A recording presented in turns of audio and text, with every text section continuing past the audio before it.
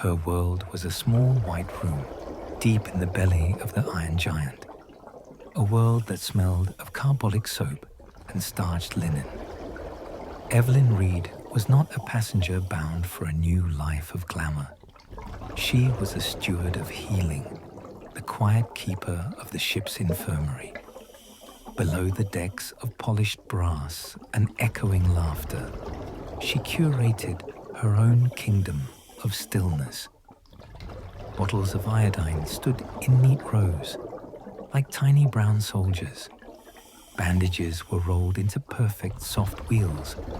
The deep, constant hum of the engines was her only music, a lullaby of power that vibrated through the floor, a reminder of the thousands of tons of steel shepherded through the dark, sleeping water. She was a whisper in a story that shouted. Each night, she would trace the lines on her palm, dreaming of a small clinic in Boston, a place with a sun-drenched window and a garden where she could grow lavender and chamomile. The Titanic was her passage, a temporary home of steel and steam, but her heart was already planted in a future she could almost taste, a future that smelled of soil and rain. She tended to the ship's small ailments, a cook's burned hand, a stoker's cough, a first-class child's scraped knee.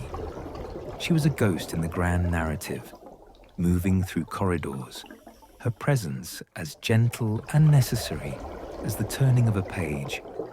The ship was a floating city of dreams, and hers was the simplest of all, to mend, to soothe, to make whole. Then came the shudder. It was not a violent crash. It was a long, deep groan, a sigh from the very soul of the ship. The tremor ran through the deck like a cold premonition. Her little soldiers of iodine rattled on their shelves. A single bottle tipped, spilling a dark stain across the clean white floor.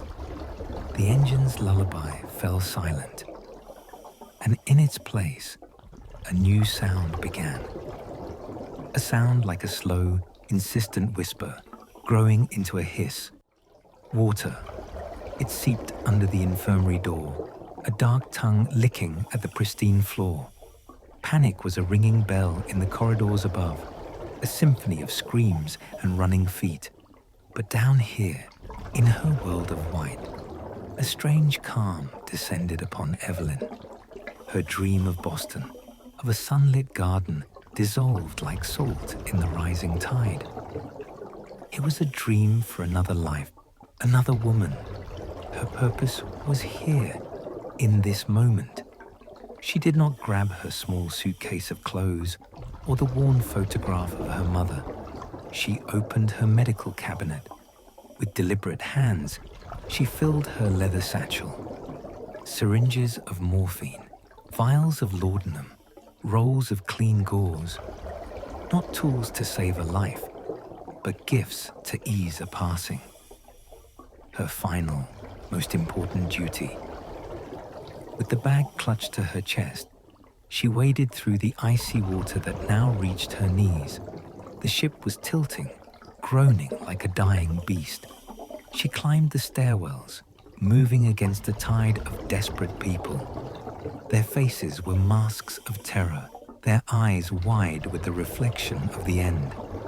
She did not seek a lifeboat. She sought the suffering.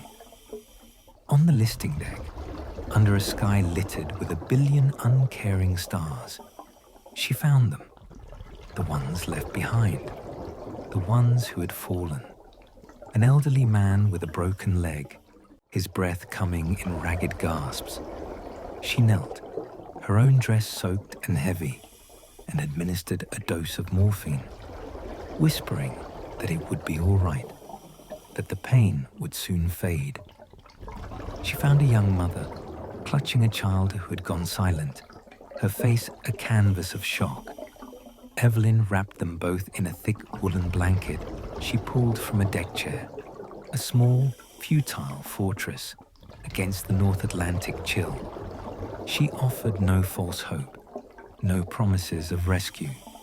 She offered only presence, a gentle hand, a quiet voice, a brief and final moment of human grace in the heart of an inhuman chaos.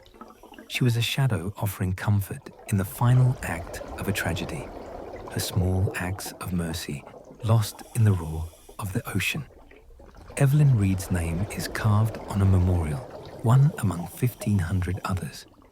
Her body was never recovered from the sea. No one who survived ever spoke her name.